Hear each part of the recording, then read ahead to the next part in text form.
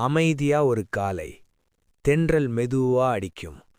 தென்னை மரங்கள் சாட்சி நிக்கும். இது ஒரு சாதாரண ஆளோட கதை இல்ல. பொறுமையும் போராட்டமும் கலந்த ஒரு உண்மை ஹீரோவோட கதை.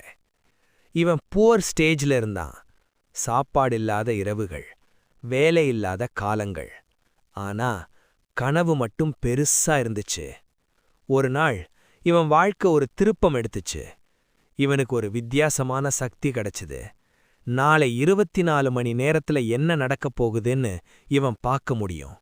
முதல்ல பயம், அப்புறம் ஆர்வம், அப்புறம் குறும்பு. ஃபியூச்சர் தெரிஞ்சா லைஃப் ஈஸி தானேன்னு அவன் நம்பினான். பிஸ்னஸ்ல அதை யூஸ் பண்ணினான். சக்சஸ் வந்துச்சு, மணி வந்துச்சு, லக் மாதிரி தெரிஞ்சுது. ஆனா அது லக் இல்ல, சக்தி. நட்ப நம்பினான். ஃபியூச்சர் தெரிஞ்சிருந்தாலும் மனுஷங்களை நம்பினா. ரிசல்ட் ஏமாற்றம், லாஸ், தனிமை. ஃபியூச்சர் பார்க்க முடிஞ்சதும் பிரச்சனையை தவிர்க்கல. ஏன்னா ஃபியூச்சர் தெரியறது போதாது, சரியான முடிவுதான் முக்கியம். சக்திய தப்பா யூஸ் பண்ணினா. சில நல்லது செய்யணும்னு பண்ணி பல தப்பு நடந்துச்சு. எனிமீஸ் வந்தாங்க, பிரச்சனை சேர்ந்துச்சு, அமைதி போச்சு. ஒரு நாள் அவன் ஃபியூச்சரை பார்த்தான். அந்த ஃபியூச்சர்ல இவன் தனியா நிக்கிறான்.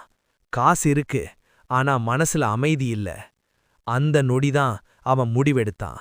இந்த சக்தி என்ன ஹீரோ ஆக்க இல்ல, என்ன அழிக்கப் போகுது. அந்த நாள் முதல் அவன் ஃபியூச்சர் பார்க்க நிறுத்தினான். நோ ஷார்ட்கட்ஸ், நோ குறும்பு, ஒன்லி உழைப்பு, நேர்மை, பொறுப்பு. ஸ்லோவா எல்லாம் சரியாயிடுச்சு. பிஸ்னஸ் எழுந்துச்சு, வாழ்க்கை செட்டில் ஆயிடுச்சு. இப்போ அவன் நிக்கிறான். ஃபியூச்சர் தெரியாது, ஆனா தைரியம் இருக்கு. நாளை என்ன நடக்கும்னு தெரிஞ்சா ஹீரோ இல்ல, நாளை என்ன நடந்தாலும் ஃபேஸ் பண்ண ரெடி இருந்தாதான் உண்மை ஹீரோ. இது சக்தி உள்ள ஆளோட கதை இல்ல, சக்திய விட்டுடுற மனுஷனோட கதை.